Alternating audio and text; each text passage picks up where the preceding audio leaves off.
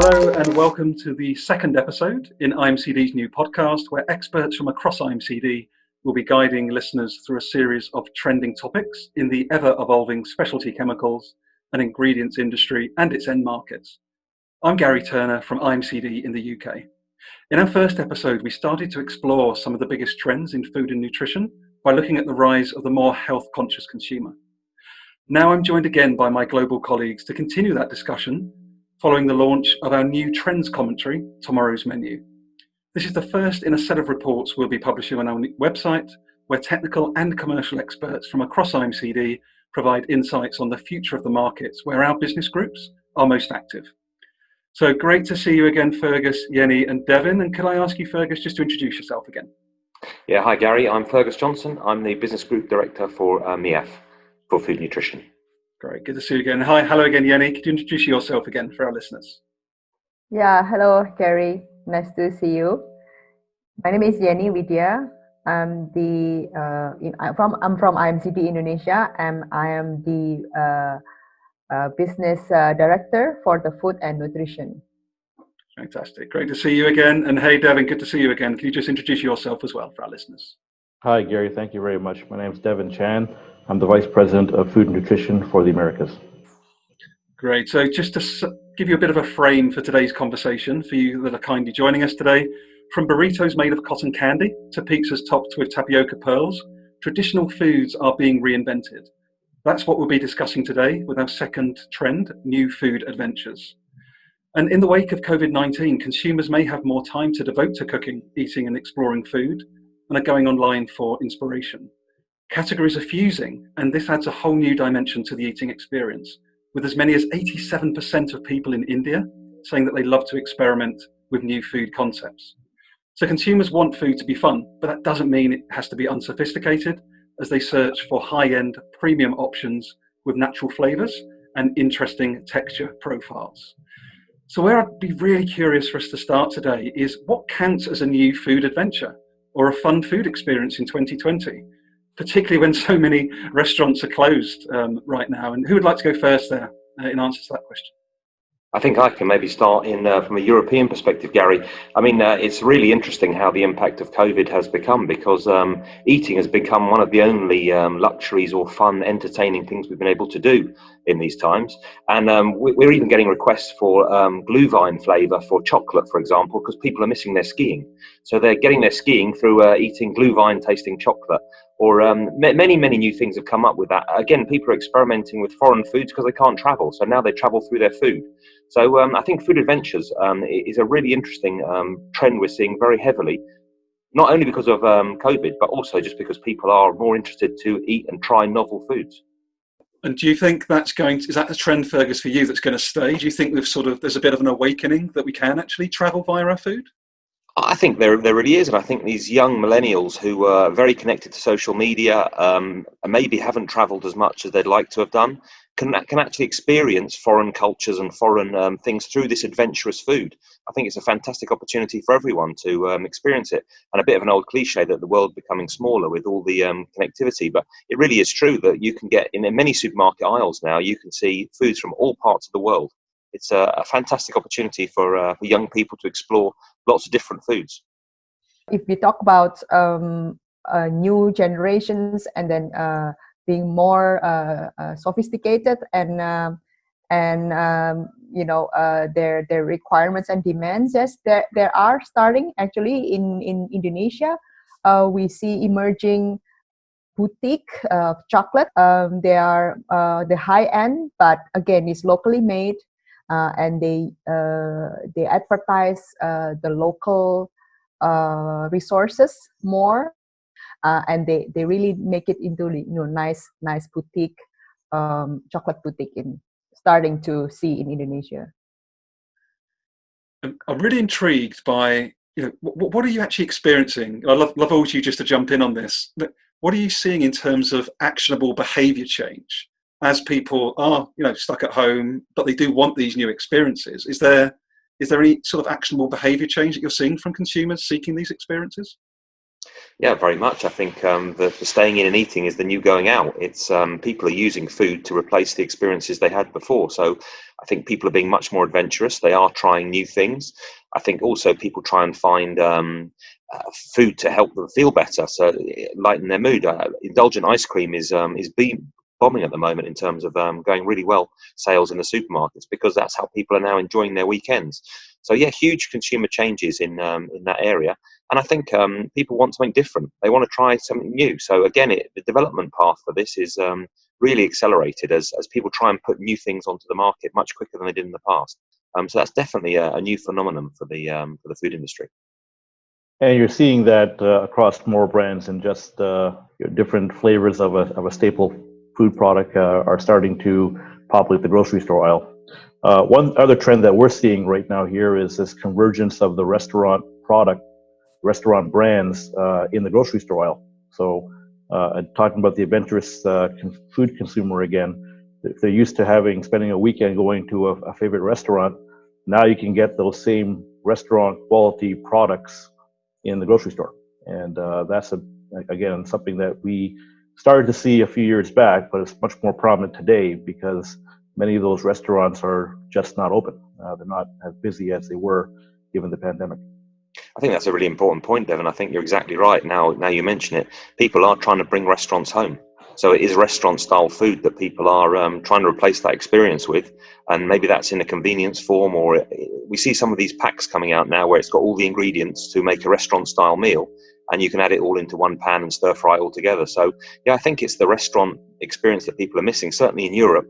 And they're trying to recreate that at home. Yeah, in the pandemic, actually, people they become their chefs at home. They suddenly better at cooking, baking, or whatever, right? Because if we see traditionally, actually, eating meal time is really an important time with the family. But with before COVID happens, people are traveling. They're always on the move. They spend less time at home. But now in the lockdown, they have to, or they use the time more with the family or whoever, even if they're not, if they're staying single in an apartment, they also less likely to go out. So they resolve to either making food at home from scratch, or most people actually don't want to be bored of their creations every day, the same creation. So they do see, and we see a lot of restaurants, brands, or even the sauces from the restaurants are sold in retail racks. So they can just dip in the steak with a famous steak restaurant's sauce, for example. Well, I'm really interested, and it comes up quite a lot with every sort of industry we work within at IMCD, but the impact of social media. And I'm wondering, how is that informing or maybe challenging some of our customer base right now? So we've got all of these new trends, people are eating more at home, they're becoming a home chef. Like, what's the impact of social media on that sort of surge at the moment? Maybe if it comes to you first of all, Fergus, is it noticeable? Very noticeable. I think the old adage of the world is getting smaller. It definitely is getting smaller, and social media really brings those eating experiences from far-flung places right to your home. So again, it's not a mystery, and people are then demanding that food, and consumers want to try those experiences. So I think the internet and access to everyone really broadens everyone's perspective, but also allows people to be much more adventurous and provides them with opportunities that they might want to take up. So yeah, a huge impact social media has on eating. Yeah, definitely. We see here the local chefs, winners of a chef competition like a Master Chef Indonesia. They become more busy with sharing of the recipes. And I found that in my daily lives, when we, because we partly work from home, when we go back to the office and meet our normal team members, and they say about what recipes they've tried from this master chef, someone. So I think lot of experience of digital content that can be taken by people by consumers. And food is certainly something that they have to eat 3 times a day at least. And the content of the digital media, social, they're very powerful these days. Same thing I would say. It's not just with the Master Chef type celebrities that are out there, but you also see corporations like Disney. If I could think of one right now, where early going in the pandemic, they released the recipe for their pineapple ice cream, I think it was, and you can make it at home. So guess what we did? We went and bought the ingredients and we tried to make it at home. And I think another example of that would be the DoubleTree Hotel, which they have a really decadent walnut cookie, and they posted that on social media. And guess what? We went and bought all the ingredients and we made that chocolate chip cookie, because it really gives you that feeling that you were at the theme park or at the hotel that you would typically do if we weren't during these troubling times.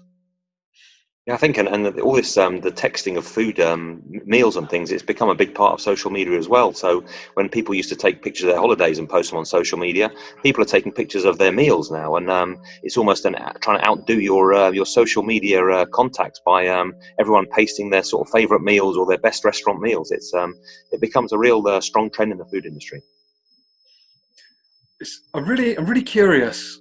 Is there any particular sort of just really wacky or totally unusual sort of textures or flavors that are coming out that even surprised you based on where you're based in the world? Has anyone got any examples you'd like to share? Yeah, there's some really strange stuff coming out. Bacon and egg ice cream, for example. So that sort of mix of a dairy ingredient with a bacon breakfast, really strange. So meat with dairy, very strange. Also, we're starting to see savoury yogurts coming out, which again is for Europe is certainly very unique and strange. But again, I think people are seeking these new experiences, whether they're great or not. I'll leave that to the judgment of the consumers. But people are trying really wacky stuff. I think I have not seen such wacky things. Probably we are more conservative consumers, I would say. No, not yet. Are you excited by the prospect of bacon and egg ice cream? Yeah, that's the question. I say bacon with everything, sure. By the way. Yes. Well, we do see a lot of new wacky things with birthday cake. Birthday cake that is made from the inside. You can get money out. I don't know if you've seen this. So they have money in individual plastics, and so you can pull it endlessly, basically, from the birthday cake.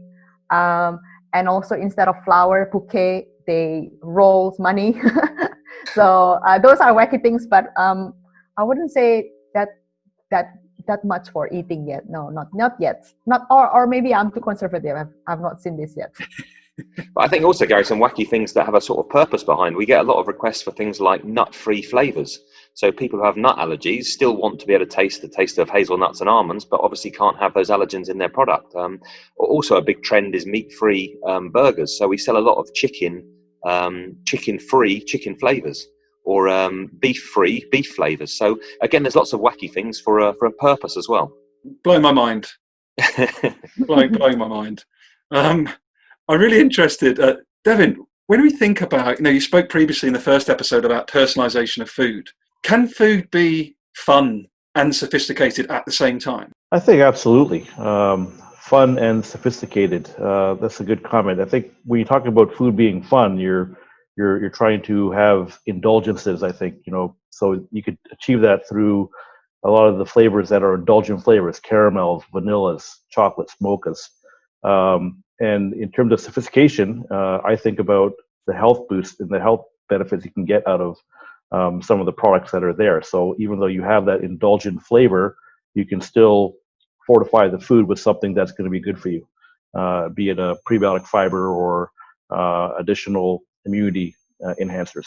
So sophistication right now, I think, is what the brands are trying to do right now. They're trying to have packaged goods that can have more than one marketing benefit and hopefully capture a bigger audience too. Yeah, I agree, Devon. I think I have to be careful being English because sophisticated food is maybe not the right home. But my colleagues in France and Italy and Belgium probably much more sophisticated. But I think probably the root of most novel food is coming from restaurants. Restaurants often are the ones that try to shock and try to make their audience delighted by the strange and wacky ways in which they do things. And so I think that emanates from the restaurants, and I think that restaurant experience is then brought to the masses via these fun and wacky. So I think sophistication is definitely a strong part of this trend in fun adventure. Yeah, here I see more fun things in the form of ice cream with different textures and different layers. For example, a watermelon ice cream, not just the strawberry color, but it has chocolate chip as like the seeds of the watermelon, distributed all over. That's just one example. There's also there's a lot of home industry actually coming up with their own version of like cucumber sorbet, and like maybe their version of Rocky Rocks. But there's many fun things, and how they are packaged. Home industry ice creams and gelatos are coming up, and a lot to see during this pandemic, that many home industries are making ice creams for within like 20 kilometers deliveries. And you talk about sophistication right now in ice cream. There are dairy-free frozen desserts now that are starting to emerge, which is something that we didn't see not too long ago, and that is to address allergens in some cases, dietary preferences, but there's definitely formulary challenges that come when you're trying to make a frozen dessert that mimics the texture, the taste, and the of ice cream. So we're seeing sophistication happen in that category, where there's been some brands that have emerged that really didn't have much of a presence at all a couple of years ago, and have become staples in the freezers. No, I agree, Devon. I think consumers are really challenging food manufacturers at the moment with these really strange combinations, like you say. They want a dairy-tasting yogurt, which doesn't contain dairy. They want a burger that tastes meaty without any meat in it. It's a real challenge for our food consumers, our food manufacturers, to meet the demands of those consumers. What's some examples, Fergus, at the moment, and the rest of our team here? What are some examples of those specific challenges? Can you speak to those? Like, is it specific formulation? Is it sourcing of raw materials? Just speak a little bit more about that.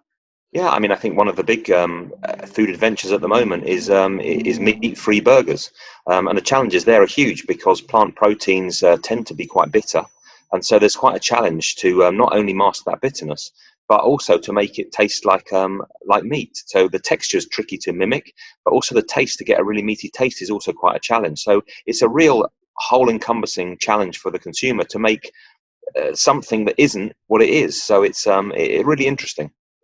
So what I'd love to move on to is, what do we think, or what are you experiencing actually in your different regions around what does premium mean within your local markets? Because I guess it means a different thing to everybody depending on what you earn, where you live. I'm just wondering, is there any particular sort of strong theme around what premium means in your different markets? Throw that open to anybody. I think premium for us in Europe, again, I think goes back to the restaurant. So it's like trying to get a restaurant experience, which doesn't maybe sound on the surface so challenging. But if you think that you're bringing out, banana flambé in a restaurant, that's easy to do because it's instant at the time. But to take that experience home is then much more challenging. But for me, that sort of premium is restaurant quality for the masses at home. Also, there's a price point as well. I think it's important. Restaurants tend to be much more expensive. So again, it's bringing those expensive foods into the home in a sort of premium way. So that, for me, in Europe, premium would be more like restaurant type quality. And accessibility too, to things that they would not typically experience or have. If you can find something unique out there that is exotic, you will. One example might be in the animal pet food world, where exotic meats are still on labels. So we're seeing that here, where the label, it might not just be chicken and beef in a pet food product, but it could be kangaroo or lamb, for example, that sound a bit more exotic on the label. So I think when you're talking about premium products right now, it does go back to the ingredient deck and what the products that are in there on the products would give that impression of being more premium. With that, of course, if you can source those products, you can get a higher price point. And based off of where people live and where they are in their life, there are certain budgets that you have to cater towards. Yeah, for Indonesians, I think, or maybe a majority of Asians, being premium is still, I believe, is still rooted on the using the ingredients as natural as it can be. So let's say if you have a fruit juice with pulp, or with food pieces, or with some more cloudiness, rather than a clear type, which gives a sense of more solids of real fruit in there. That certainly gives more premium compared to the peers. I mentioned earlier about pictures, being able to show the pictures of the fruit or the vegetables or the ingredients that it goes in there. And on top of that, I think if there is a story of origin, where the particular ingredients or this type of food is made or grown, that also gives a little bit of more premium and the sense of exclusivity to the enjoyers. No, I totally agree, Jenny. That's a really good point on origin, because things like Madagascan vanilla immediately speaks of premium quality. The origin part is very important. Yeah, that's definitely a trend for us in Europe as well. Awesome. So we're coming up toward the end of yet another brilliant exploration. What I'd love to get all of your view on as we look to wrap up is, do growing preferences for our consumers for fun and more adventurous food, but also healthy and sustainable, contradict one another? I know you spoke to this a little bit, Fergus, around actually consumers actually want and now, not or. Is that a continuing trend? And do we? Unless I'd love all of you to sort of feed into this. Is that going to continue? Do you think as we come out of the pandemic? I think it is. I think these contradictions are driven by these demanding consumers. We do want our cake and eat it. Everyone wants premium but healthy, and it seems really strange to have that combination. But I think that's the direction we're heading in, and I think there'll be more and more of that in the future. It will be the consumers wanting everything. Yeah, I think what's an important component is really the taste. Healthy foods, they can be popular, but will not be sustainable if the taste is not acceptable, if the taste is not great. I think the challenge is really making these fun or healthy foods. At the end, it has to taste great. Yeah, I totally agree. Taste is really the key driver there. But I think consumers do want it to be ethical. They want it to be sustainable. They want it to be healthy. They want it to be indulgent. They want it to be good for them. They want to be able to eat it often. They want it to be convenient. And that's the challenge food manufacturers have. The more boxes they can tick with every product, the better it will be. And the more successful. I would agree with that too. I think it's the one last element there is make it price sensitive too, because you can load up the most wonderful product. We actually created that in one of our labs last year, where we had probably the most loaded up fortified protein bread that you can possibly make, but to put it into production would have cost $20 a loaf. No one's going to pay $20 a loaf for a protein fortified bread. So I think it's finding ways to do a lot of that, to multifunctional attributes of a product, but do it in a cost effective way. That's true. Brilliant. Thank you so much again, Devin, Jenny, Fergus, for joining us for this exploration of new food adventures. Thank you as well for joining us today. We hope you found the discussion interesting and insightful. This podcast is part of a calendar of activities launched to mark IMCD's 25th anniversary, a major milestone for us as we celebrate over 2 decades of innovation and value creation. If you want to read more on the latest trends in food and nutrition, you can download a copy of our full trends commentary on our website, where you can also watch out for our next podcast around conscious living. If you'd like to get in touch to discuss any of the topics that came up during today's episode, you can contact us at podcast@imcdgroup.com.